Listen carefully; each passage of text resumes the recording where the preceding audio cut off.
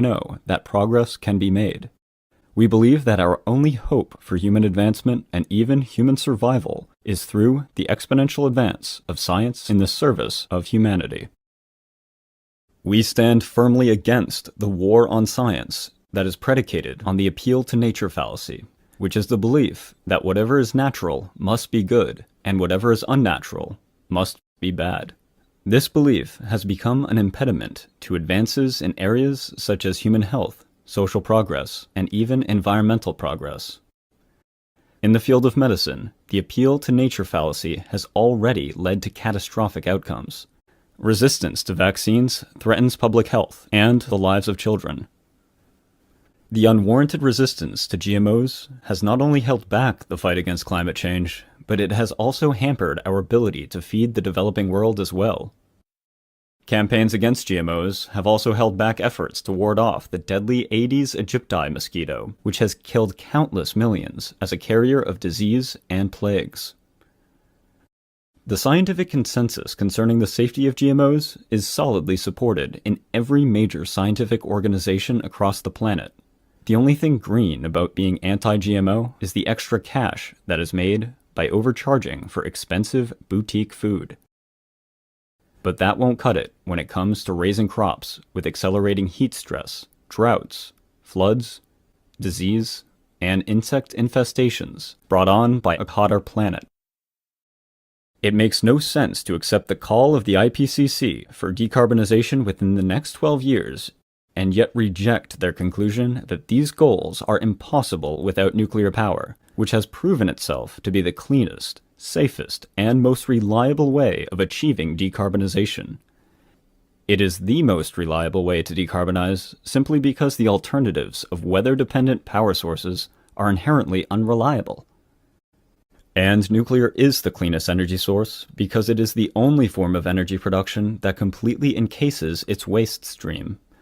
Super safe, advanced Generation 4 reactors, which will almost completely convert existing nuclear waste to centuries worth of energy, are coming very close to commercialization.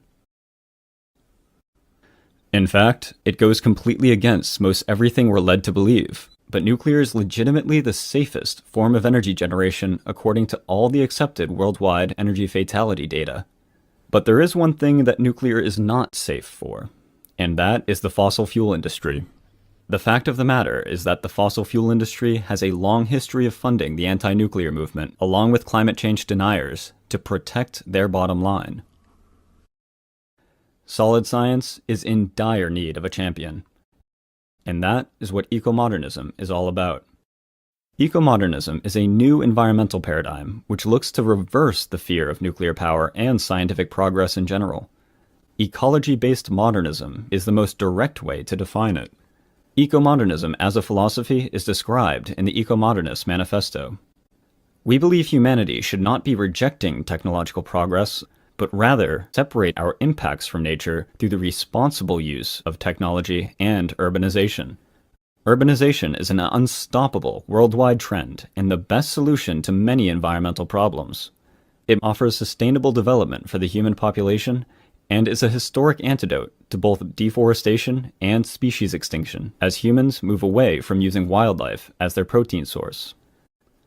Vertical, urban, high-rise architecture minimizes the use of land, resources, and energy, enabling walkable cities that facilitates the more efficient use of mass public transit as well.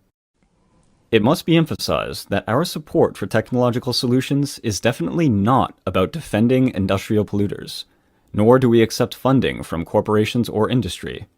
Nor does our defense of technology imply that we just need to sit back and let things take care of themselves. To the contrary, we believe that humanity is at a crossroads that severely threatens our future on this planet. We reject the idea of resource limits on many levels. The advance of science has a long history of getting around problems of resource scarcity and will continue to do so. Another reason is that Earth is just one of a multitude of worlds available to explore in our solar system and beyond. Comets and asteroids are untapped reservoirs for raw materials. If we could find a way to thrive in artificial ecosystems off-world, we could use what we learned to help sustain terrestrial ecosystems here on Earth. I hope by now you understand the worthiness of our cause. Ecomodernism is really only a philosophy at this time. I want to talk to you about the necessity of turning it into a movement, which will be part of the larger environmentalist movement. For it is only through our presence and participation that there can be any hope of moving environmentalism in the right direction. Our aim is not to divide the environmental movement, but rather to multiply its numbers with the incorporation of many scientific and educational communities that is working to both build chapters of eco-modernist societies and support our growth worldwide. We aspire to increase our numbers by bringing together the numerous supporters of climate action that have been alienated by mainstream environmentalism's wildly contradictory support for the shutting down of nuclear power plants in the midst of a climate emergency, and welcome them into our ranks. Thank you.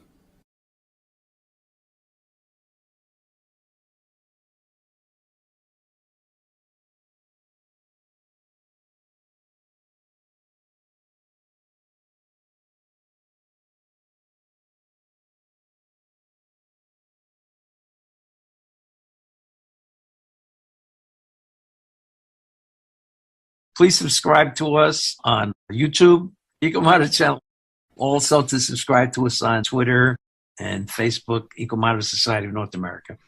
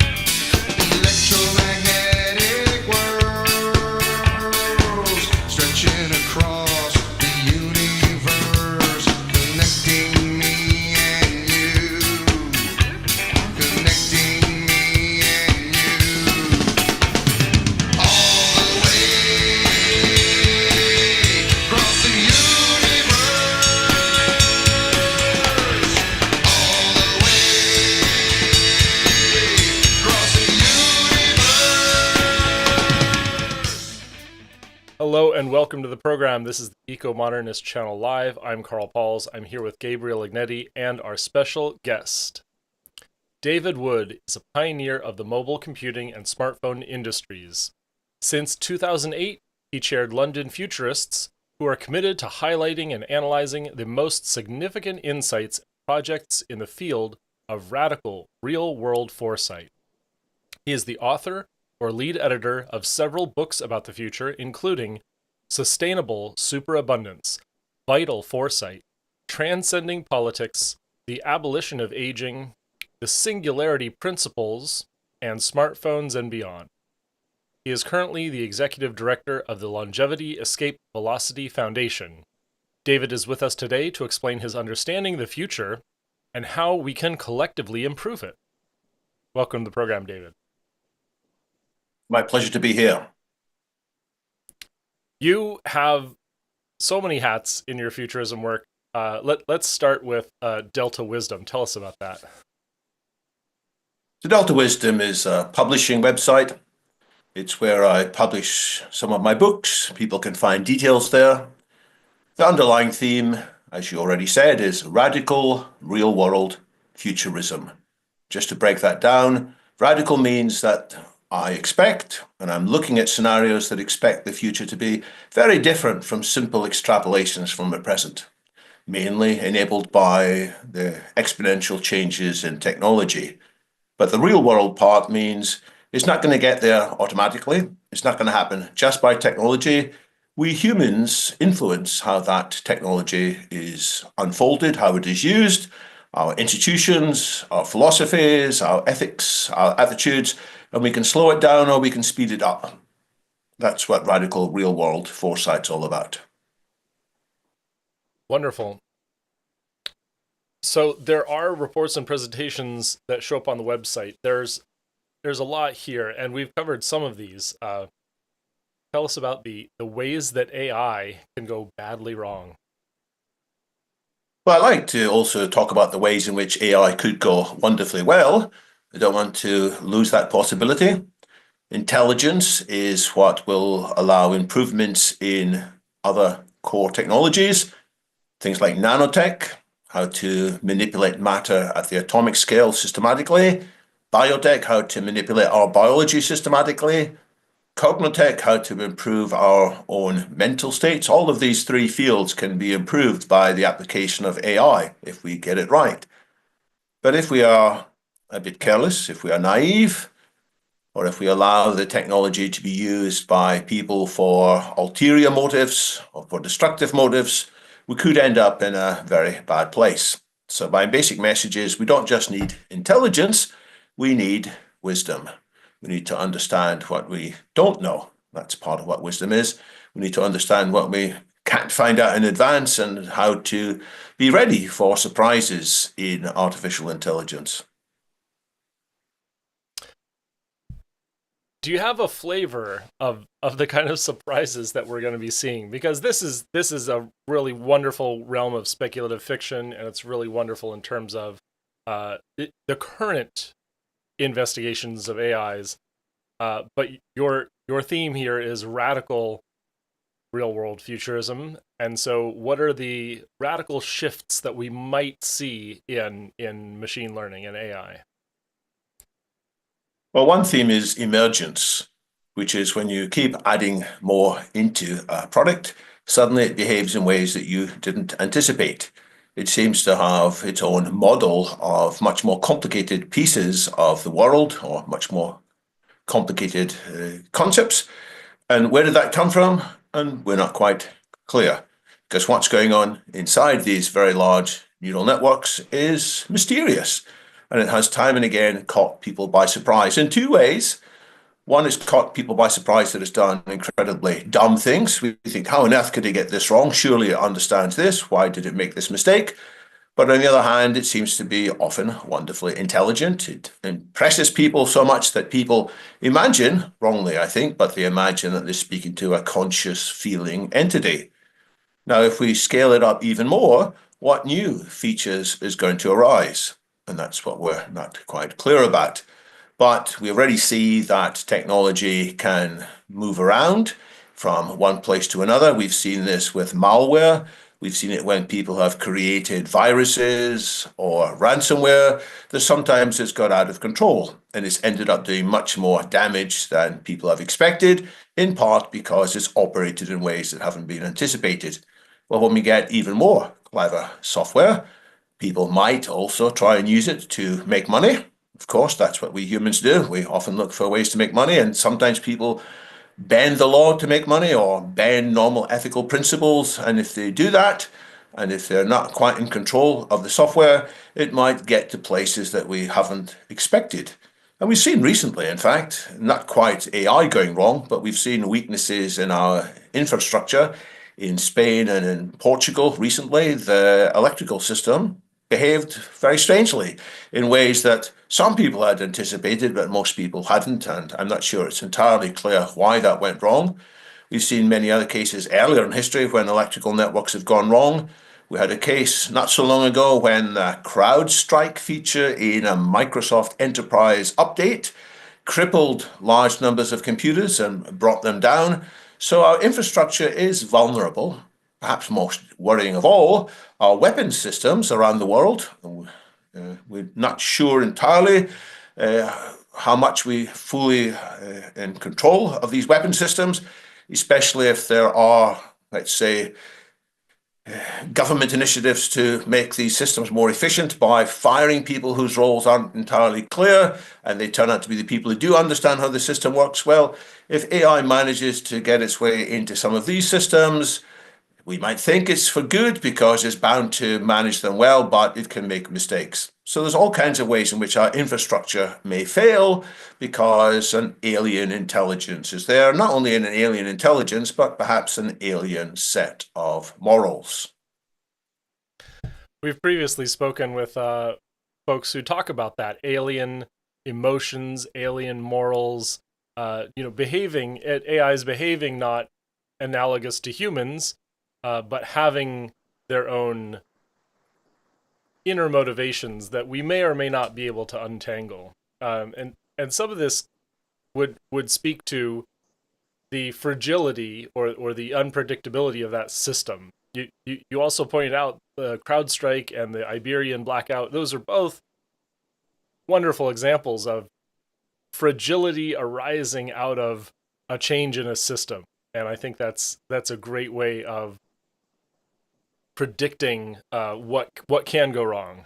And I'm really interested to hear about how we might be automating weapon systems. Are there actual like live predictions of governments going on to using machine learning for target selection? And is it really going to be worse than, for example, the United States government trying to use open source intel in their target selection, which has turned out disastrously? There's always arguments that AI will do the job better. There's arguments that having robot soldiers instead of human soldiers will be better because it's a tragedy when a human soldier is killed, but a robot, well, there's no consciousness in there. There are always arguments that people can roll up and say it's better to have AI doing this than we fallible humans. That's until it makes a mistake, and it does from time to time make mistakes. Either it's a mistake simply in the coding, even very clever people can get the coding wrong. The NASA engineers, was it famously confused? Was it an inch and a centimeter in some of their coding, or maybe it was miles and kilometers? Other cases, there were numbers that overflowed the storage. They got bigger numbers in there than people expected, and the rockets had to be exploded because they'd gone off course unexpectedly. You also get things emerging simply when you have very complex pieces of software interacting in ways that nobody had anticipated. And here I can point to examples from my own past in the early days of the smartphone industry.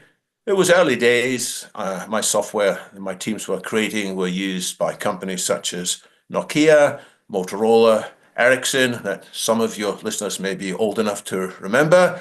And they weren't as complicated as modern smartphones from Apple or Android, but they were very complicated in their own way. And sometimes we were sure that an upgrade was going to do the right thing, and unexpectedly, a piece of the functionality stopped working.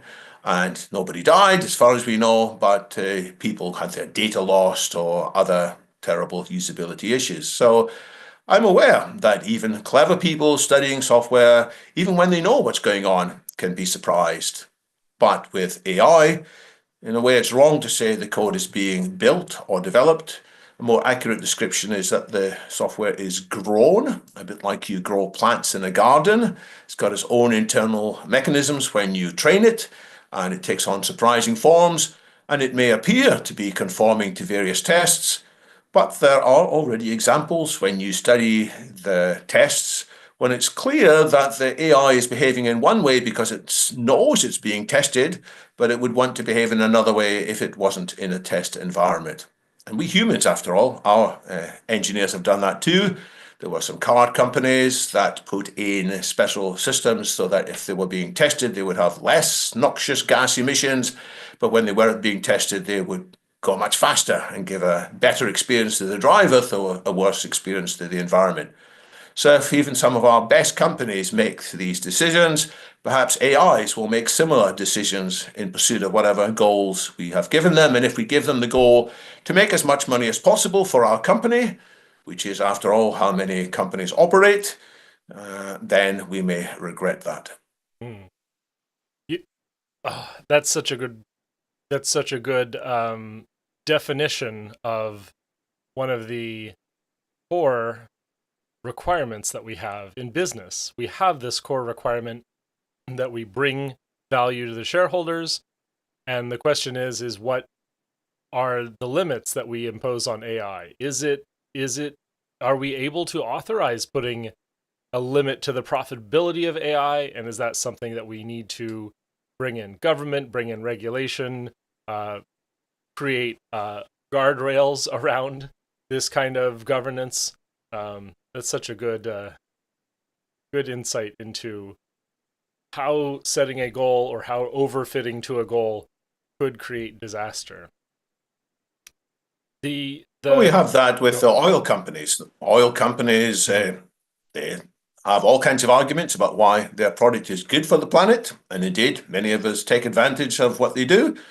But they are motivated, therefore, to downplay any evidence of links between their products and global warming.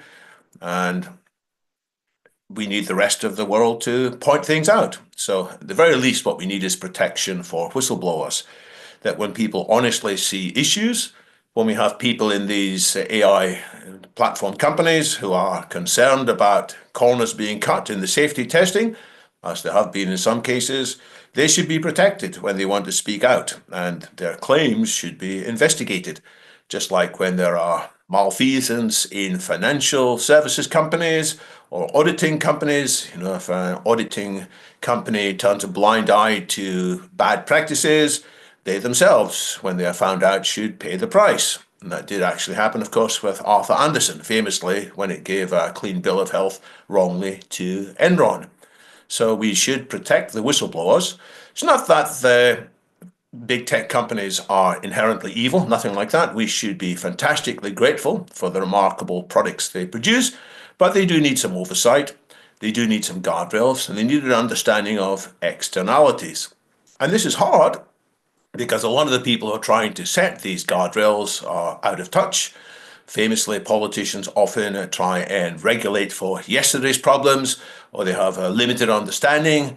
So what we need is a better conversation than ever before between people who do understand regulatory levers and people who understand what's going on inside these AI systems and inside these AI corporations.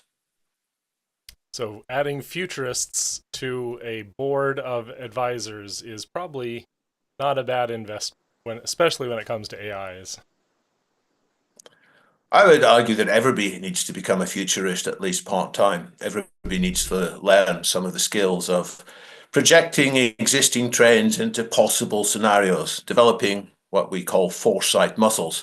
Not that you say, well, this will happen, but you imagine what might happen, and in such a case, you prepare for that eventuality. A bit like when you're on an airplane, the air hostess tells you, well, this is unlikely, but in case we're going to have a bad situation, you should look under your seat for the safety jacket. You should look on the floor for the lighting to guide you to the nearest exit.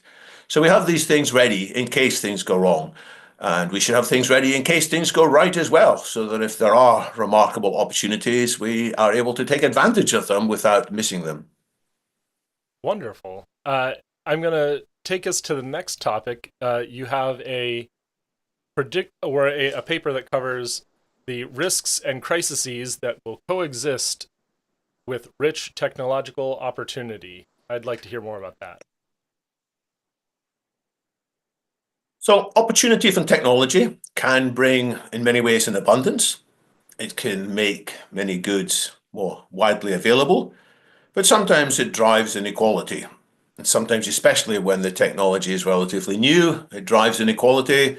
And if the market isn't functioning well enough to allow competition to drive down prices, if there's intellectual property that's being sequestered away, sometimes you end up with greater inequality rather than the abundance being spread. And that's part of what we are arguably seeing in some parts of the world. We are seeing some of the basic quantities of life, basic qualities of life, like low cost accommodation, medical treatments, and education being increasingly expensive, and so that many people feel they are being left behind. So there is the risk of greater inequality. Then AI can make that worse in a very awkward way, because AI is also used to build narratives. AI in social media, it helps us to conceive of things. And so it makes people think that the inequality is worse than it actually is often. And it makes people feel very angry about them over there, these others, whether they are immigrants or elites or people from the other political party or people from a different culture. There's lots of blame going on. And we have ended up with, some people call it the outrage industrial complex, which is there in part because when people are outraged online, they tend to spend more time online, they tend to click on more ads, they tend to buy more associated goods, and some people end up making more money as a result. So there's not only an inequality, there's a growing sense of outrage and alienation.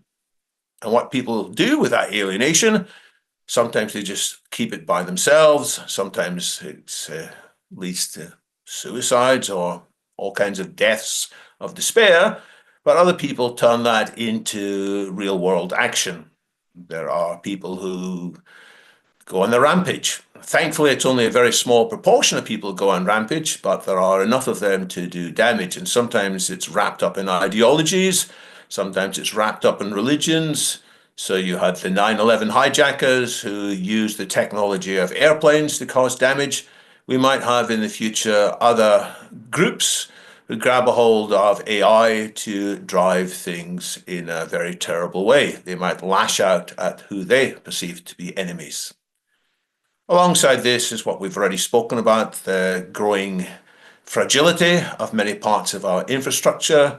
There's the fragility in our climate. And I think it's hard to predict this as well. If climate keeps changing linearly, it's probably okay because there are plenty of technologies coming along which will be able to, in due course, take excess greenhouse gases out of the atmosphere. We will have more modern nuclear systems, we will have geothermal and so on. But if climate starts changing via tipping points, the exponential change of the wrong kind, as it were, we could be in a situation where we have much worse weather. And that is another threat multiplier, to use the language of the Department of Defense. So there's fragility in our climate, there's fragility in our financial system. Who knows what the end product of the various tariffs going on might be, whether there's going to push the whole global economy into a set of apprehension, a depression. There may also be changes in the dollar. It may no longer be the world's global currency, and what's going to take its place. It's by no means clear. So there's lots of potential fragility, and technology has the ability to solve a lot of that. But if we're not careful, technology used unwisely could be a multiplier of these problems. The the next topic is the short-term actions to increase readiness for these future shocks. And I want to quickly move on because it is not just identifying them, but the solutions. So we have something hopeful to look forward to. So I talk about 7 core skills that I think are going to be truly important in the next few years. Very quickly, one of them is learning how to learn, which means unlearning things which have often been important in the past. And it also means taking advantage of technology so that we can learn new skills more quickly. But basically, the message there is whatever you've learned in the past, it probably isn't going to be everything that we need to know for whatever new things turn up. So we might all need to become experts in deep learning. We might all need to become experts in what comes after the dollar. There may be other technologies. Now, in order to do this fast relearning, we're going to need help. And not just help from technology, we're going to need help from each other. And humanity's superpower, some people say it's our intelligence, but I think our real superpower is our ability to collaborate. We can stand on each other's shoulders, we can benefit from each other's insights. So second core skill is picking the right partners, picking the right ecosystems, picking the right communities, and sometimes it also means disengaging from partners or communities or ecosystems which have been important in the past. So it's figuring out who we should be spending our time with and whose ideas we should be immersing ourselves in. Even with that, it's still going to be an emotionally troubling time. And so emotional resilience is the third of the skills that I highlight, which means that we shouldn't be afraid to fail. We should be able to fail forwards. And that sounds like a bit of jargon, but it isn't. It frankly is an emotional help that we can be to each other. It's always been important for people to have not just IQ, but EQ in companies, but I think the EQ is even more important. And I'll pause for breath in a minute, but the fourth one that I'll mention in this list is agility. And agility is another seemingly a buzzword, but again, I think there's a whole bunch of solid ideas behind there. Agility is how we approach a big problem and break it down into small chunks. So instead of saying, well, I'm going to learn AI and I'm going to take 2 years to learn AI, that's clearly not going to be a very good idea, because by the end of 2 years, what you've learned at the beginning is almost certainly out of date. So instead, we need to master breaking things into small sprints and experimenting with them, not with the whole of the company's jewels, crown jewels, but with a small part in which we can learn more quickly. And a core skill of Agile is that you do something, you get feedback on it, and you're prepared then to pivot, which means to change your direction a bit because what you've learned wasn't quite what you had in mind. And in order to do that pivoting, again, you need the emotional intelligence. So that's the first 4 points, I think, and they may sound glib, but I truly believe that there are more important skills than, say, STEM. Many people say, oh, we all need STEM these days. And yes, we do need to have knowledge about science, technology, engineering, and maths. But even more, there's these so-called soft skills. And I would argue that actually the soft skills are the, in some sense, harder ones. I've definitely felt that. I think that the best parts of my growth, after I get the basics out of the way, can you do your job? Can you pay attention? Can you deliver on time? These soft skills are really where your career takes off. So I think this is something that we can't sleep on. It's not something that we can ignore. And these are all great principles. So, yeah, what we can move on to tell us the 3 main scenarios for humanity in 2045. So I've slightly changed my mind about this since I put this on my website. I tend to talk more about the 3 main scenarios for 2035 rather than 2045. Things are accelerating due to the unexpectedly fast improvements in AI. But basically, the 3 scenarios that I have in mind, you can be described as heaven and hell and something in between. Or I give a better title to it, if we get things right, we'll be living in potentially a sustainable superabundance, which is the title of one of my books. We will have wise use of a wide range of technologies, including green energy, including lab-grown food, lab-grown meat, to have lots of very healthy food available for everybody, and so on.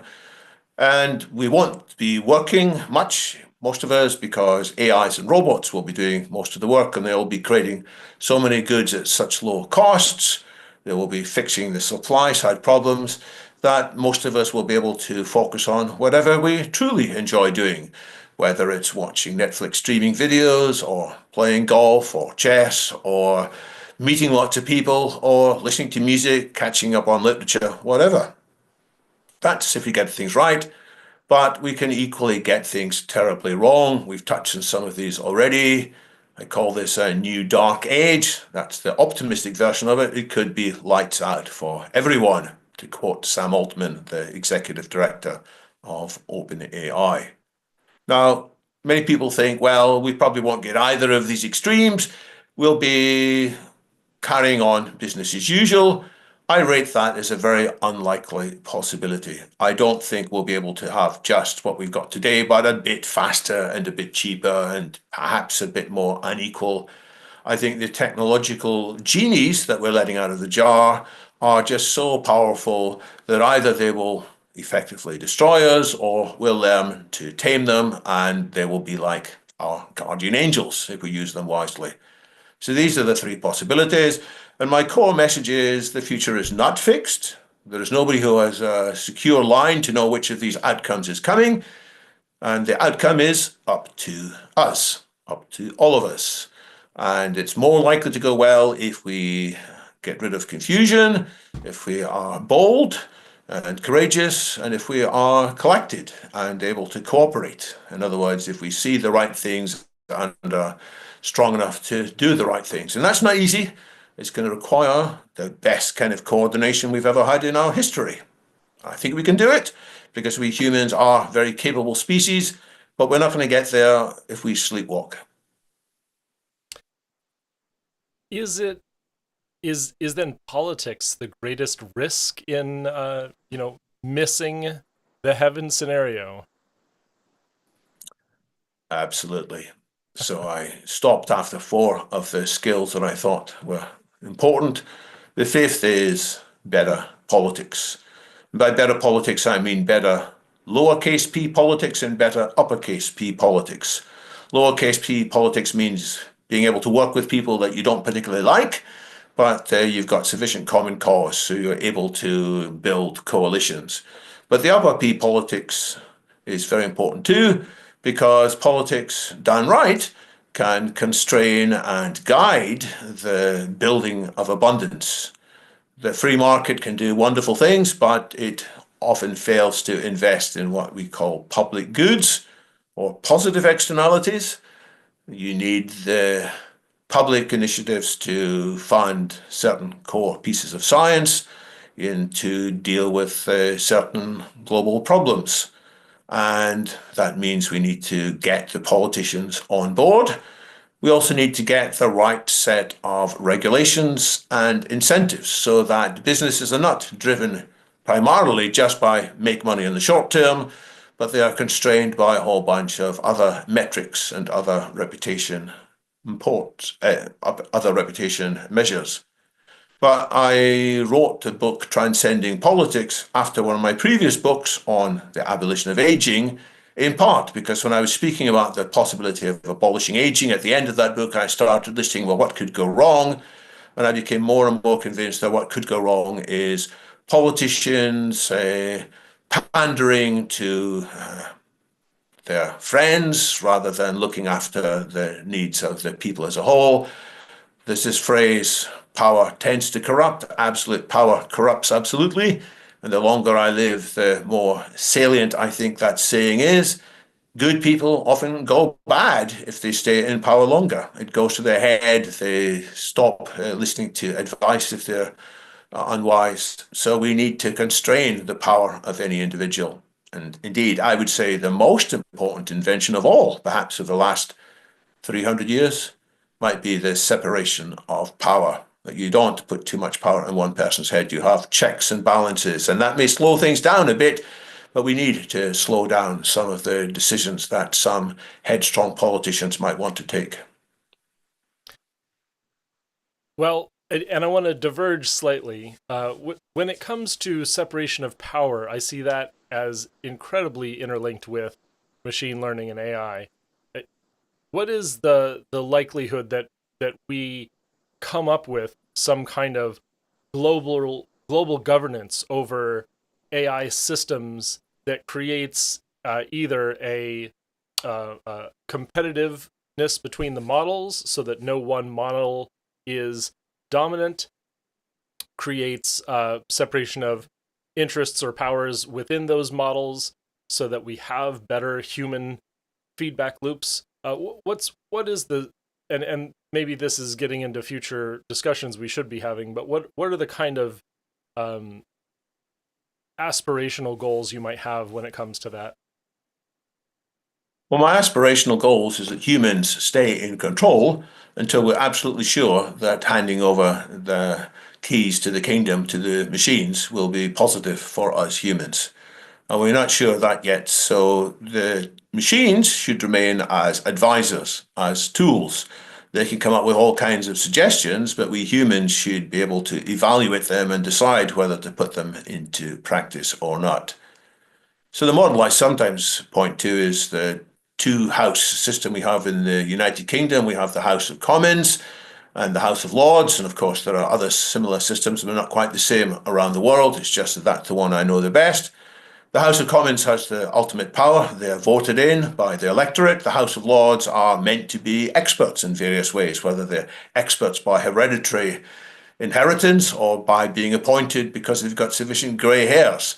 And the House of Lords is able to review and make suggestions to modify the legislation, but in the end, the House of Commons decides. So in the future, I think there could be some similar network of AIs that hear humans' requirements and come up with suggestions, but they're not empowered to just rush ahead and do it. They need humans to decide what is the appropriate course of action based on the explanations that the machines may give and based on the interrogations that we humans, aided by simpler AIs that we do trust, can get out of. Now, can we actually apply this the world over when there may be other people who are rushing to put machines in charge because they think they'll have a great advantage if machines are making decisions, military decisions or commercial decisions? And I think we can get such an agreement to stop the machines being in charge anywhere by just spreading a sufficient understanding of the risks involved. A bit like what happened with, I'll refer back to the example of nuclear winter. So there was, when I was younger, considerable fear, panic, that the arms race was getting out of control. When Ronald Reagan came to power, he talked about a strategic defense initiative, sometimes called Star Wars. He was ramping up more weapons.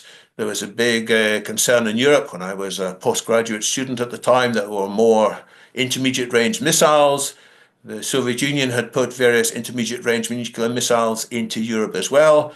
How might this be de-escalated? It was in part de-escalated by the work of, I'll call him a futurist, Carl Sagan, better known perhaps as a science communicator. Earlier in his career, he had worked on the atmosphere of Venus, which was something that could make the planet much hotter than you might naively expect because it trapped in the heat. Well, Carl Sagan did work with his colleagues to say that if there was an exchange of nuclear weapons that reached a certain threshold, what would happen is that the light from the sun would be blotted out. And just as the dinosaurs had gone extinct because of the debris from a meteorite crashing into the Earth 65 million years ago, most of the Earth's inhabitants might go extinct because of this nuclear winter. And people can argue about whether that was entirely correct science or not, but it did make Ronald Reagan and his advisors on the one hand, and Gorbachev and his advisors on the other hand, pause and say, you know what, even though we have strong disagreements on how to govern our societies, if you look at what Reagan spoke about in the early 1960s, it's very perceptive. He talked about the risks of Marxist-Leninism and how you couldn't trust a Leninist as far as you could see. But they managed to reconcile at least to reduce the peril of nuclear weapons. So I envision something similar. And this is actually happening to an extent. We have the computer scientists from the West talking quite avidly with computer scientists in China, and they don't entirely agree. And there are some in both camps who think, well, we should go faster, but most of the most thoughtful of the computer scientists and artificial intelligence experts on both sides say, you know, we should have some global system in place to avoid a race, which would in effect be a suicide race. When it comes to those three models, the heaven, hell, and something in between, it seems that staving off hell, understanding the risks that bring us there, it sounds like you're indicating one of those, this AI weapons race. What if that develops? What will that start to look like? Well, people might be tempted to, first of all, we have battles now involving drones as much as human soldiers. When you have a real war, you have rapid innovation. If you look at how airplanes improved dramatically during the Second World War, well, we're having remarkable improvements in drone technology due to the struggle in Ukraine at the moment. And how do you control the drones? Well, to start off with, you have humans controlling them, but if you have swarms of drones interacting with swarms of drones, the human's not able to keep up. So it's better to put the intelligence into the swarm of drones, and they can operate remarkably well. And ideally, they won't kill humans. Ideally, they might just disable them in some ways. But that may not be easy, and it's always easier perhaps just to shoot them in the head than to try and kneecap them or something like that. So you can easily understand that in a intense war situation, you will have people cutting corners. We can also see that to an extent in what's happened in the tragic conflict in Gaza. There are horrible atrocities on both sides of that. And what we have seen from some newspaper reporting is that some of the Israeli teams, they're using AI systems to help them identify which of the apparent civilians have got second lives as military people as well. And sometimes they use AI to help them reach that decision. And the AI clearly makes mistakes. At one point, they were just doing it off, well, this mobile phone's being used. We know this mobile phone is owned by a person in our target list. Therefore, we're going to target that person. And it turned out it wasn't that person. It was their son or daughter or another family member. And in the heat of the battle, that was excused by the operators. They said, we're taking care, but you know what? We can't be ultra careful. We have to expect some collateral damage, which is what military leaders always say. We're going to be as careful as we can, but there will be some collateral damage in a conflict.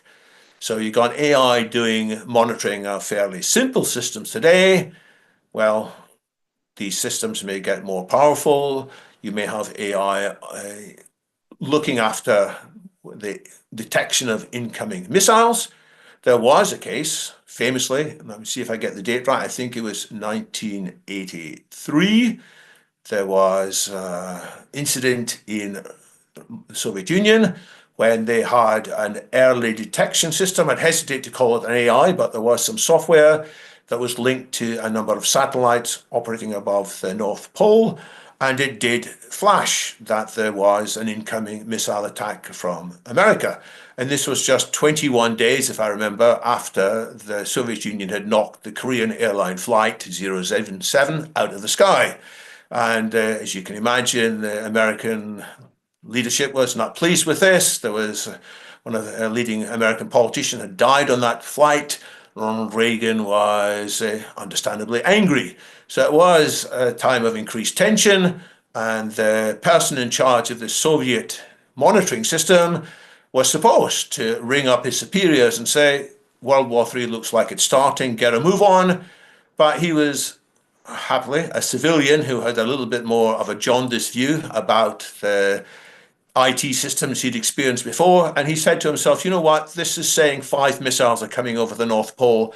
I don't really think America would only launch 5 missiles. I'm going to take a bet that this is an AI malfunction. He didn't call it that, but if we wind it forward to the modern times, we may well have AI malfunctions incorrectly assessing that there's an incoming attack and therefore recommending a savage counterattack. That may happen, which is why politicians, in any sense, say, well, of course, we're not going to put AI in control of launching missiles.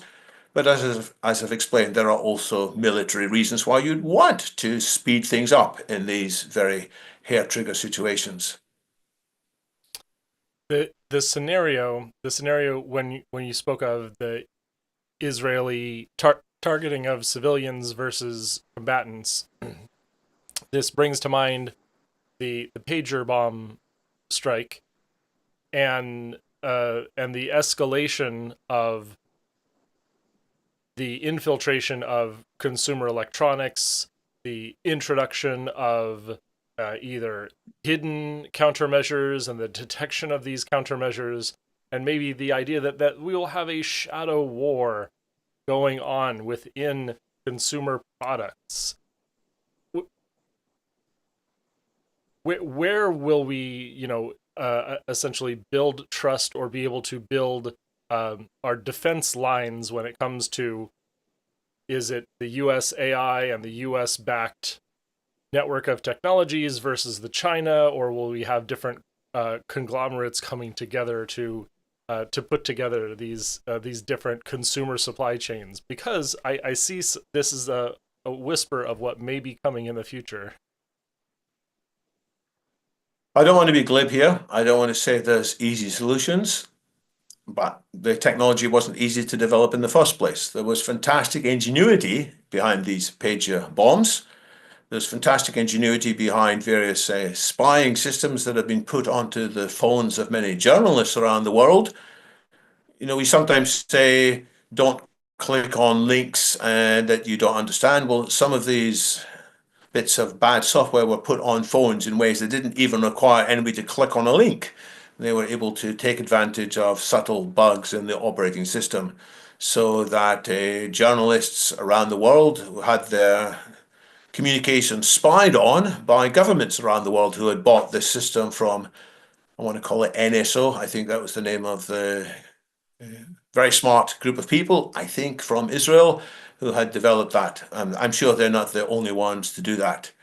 So these technologies were all very hard to develop, and I expect that suitable countermeasures is going to take a great deal of effort too.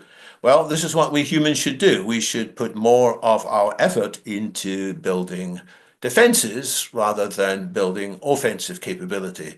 We should put more of our effort into building decentralized systems rather than systems that allow power to be accumulated in the hands of small groups of people who are running conglomerates or running governments. So there are ideas on how these things can be monitored in decentralized ways, and we need to ensure that that gets developed. And we should discourage people from hoarding zero-day exploits, which is sometimes governments are aware of flaws in software and they don't tell anybody because they think, well, we'll take advantage of these flaws to do our spying. And then it turns out that their systems, and I'm talking about the NSA in one case here, their systems got hacked.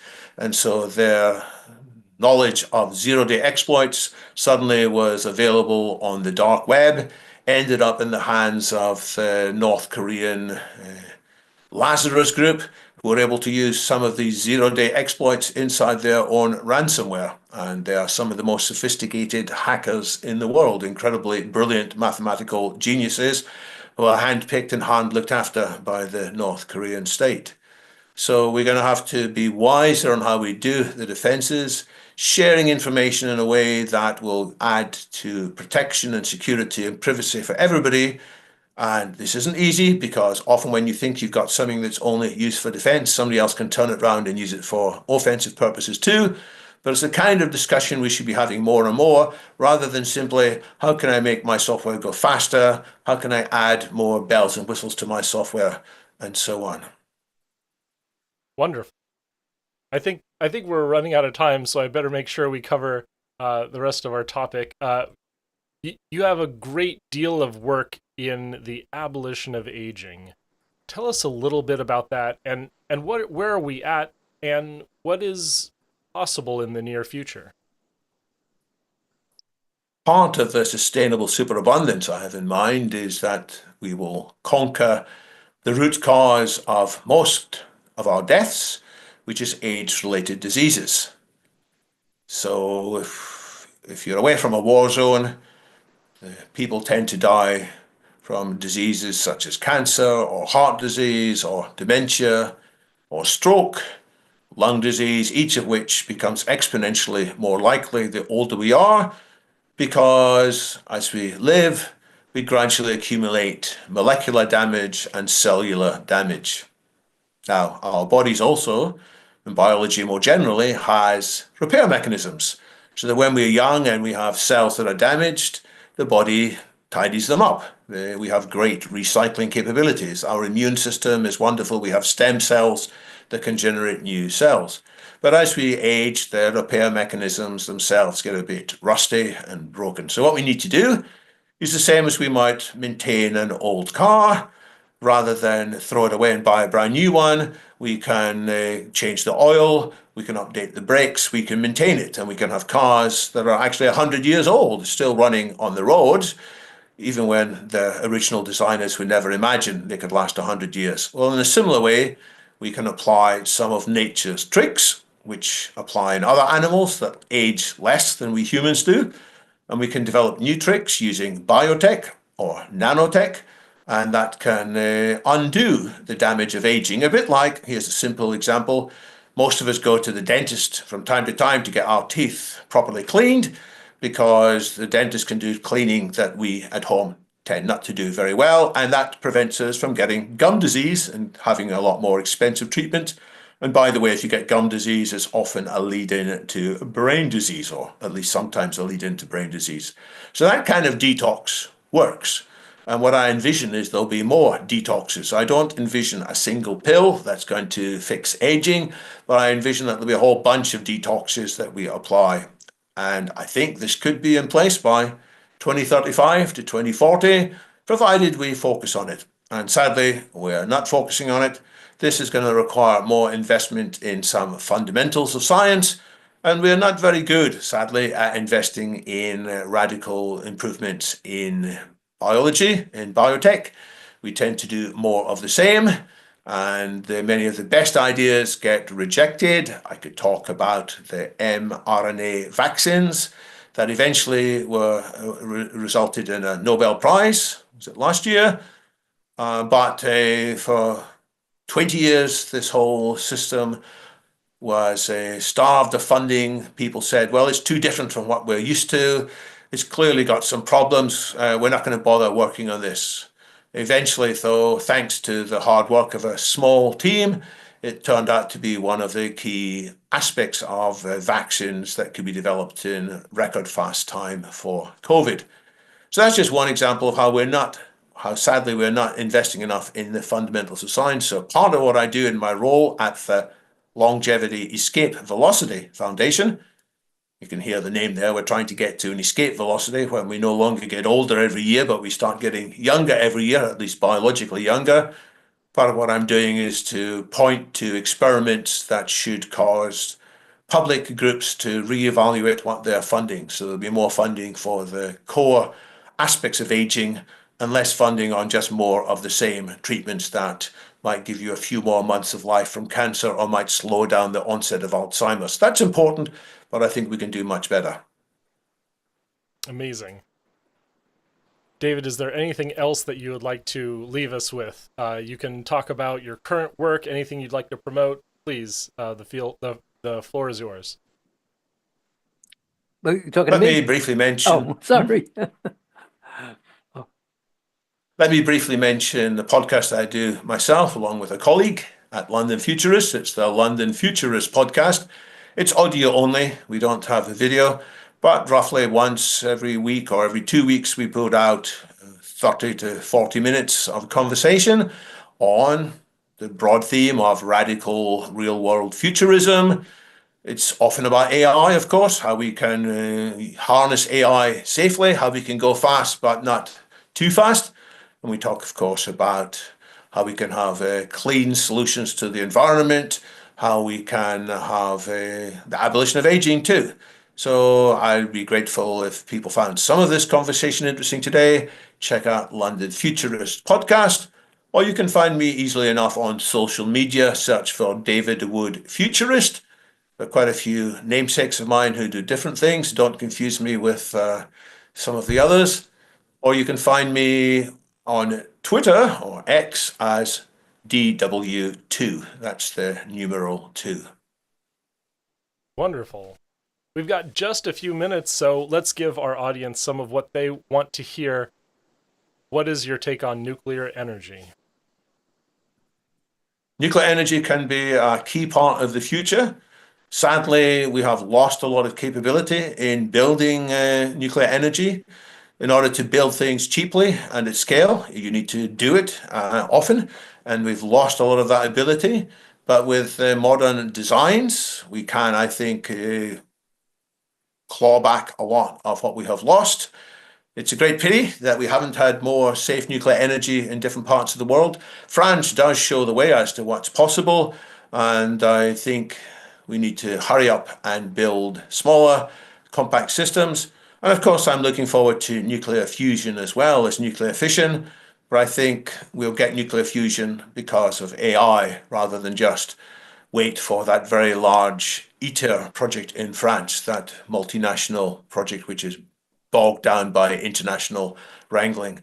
It might succeed, but I think we are much more likely to succeed with agile, nimble, fast learning companies empowered by AI.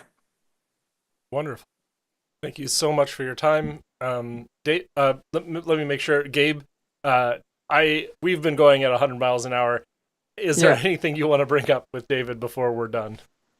Yeah, I just going back to the aging. Is there anything close? Are we anywhere close to having a way of reversing hardening of the arteries? So there are mechanisms underway to deal with arteries. It's very important. I mean, people of a certain age, probably some of the listeners, maybe even some of the presenters here, have issues. And I've been told I've got calcification in my arteries that puts me in the wrong 25% of the population. So statins help, of course, but there are other things as well which are being explored.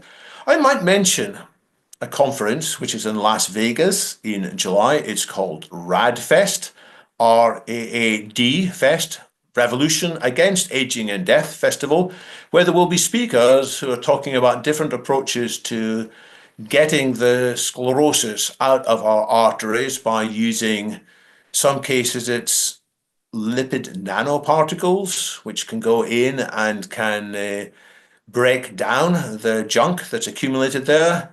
Other approaches involve taking a part of our blood out of our body and cleaning it and putting it back in again. Lots of very clever ideas. Now, none of them are commercially available yet because these things take a while, but there are a couple of companies at very promising stages, shall we say. Wonderful. We could talk about that for another hour as well. I think we will. I think we're going to invite you back and get an overview and really break into the details.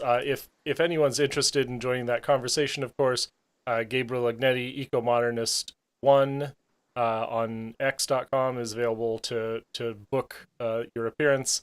And I'm as well broadcasting right now, Carl Alex Pauls. And so with that, we'll wrap. Thank you, everyone, for your time, attention, and contributions. This has been the Ecomodernist Channel Live. We broadcast right here on YouTube at Ecomodernist1 every Sunday at 10 a.m. Pacific, 1 p.m. Eastern. We broadcast also to the Eco-Modernist Society of North America on Facebook. As well, we rebroadcast to my personal channels like Carl Alex Pauls on X.com, like my personal Twitch channel, Soyaddle or Soyaddle.tv, and many other places where live events occur on the web. Thank you again. Oh, and of course, online. You can find us online at ESNA.earth. That's ESNA.earth. And please support us on Patreon. Find the Eco-Modernist channel on patreon.com. And remember, emissions first, peace and justice will follow. I want to speak to you about a new organization called the Eco-Modernist Society of North America. I'm here because we are in the midst of a potentially monumental ecological crisis. It is only through a new environmentalism 2.0 that progress can be made. We believe that our only hope for human advancement and even human survival is through the exponential advance of science in the service of humanity. Ecomodernism is a new environmental paradigm which looks to reverse the fear of nuclear power and scientific progress in general. Ecology-based modernism is the most direct way to define it. Eco-modernism as a philosophy is described in the Eco-Modernist Manifesto. We believe humanity should not be rejecting technological progress, but rather separate our impacts from nature through the responsible use of technology and urbanization. Urbanization is an unstoppable worldwide trend and the best solution to many environmental problems. It offers sustainable development for the human population and is a historic antidote to both deforestation and species extinction as humans move away from using wildlife as their protein source. Vertical, urban, high-rise architecture minimizes the use of land, resources, and energy, enabling walkable cities that facilitates the more efficient use of mass public transit as well. It must be emphasized that our support for technological solutions is definitely not about defending industrial polluters, nor does our defense of technology imply that we just need to sit back and let things take care of themselves. To the contrary, we believe that humanity is at a crossroads that severely threatens our future on this planet. I hope by now you understand the worthiness of our cause. Eco-modernism is really only a philosophy at this time. I want to talk to you about the necessity of turning it into a movement, which will be part of the larger environmentalist movement. For it is only through our presence and participation that there can be any hope of moving environmentalism in the right direction. Our aim is not to divide the environmental movement, but rather to multiply its numbers with the incorporation of many scientific and educational communities that is working to both build chapters of eco-modernist societies and support our growth worldwide.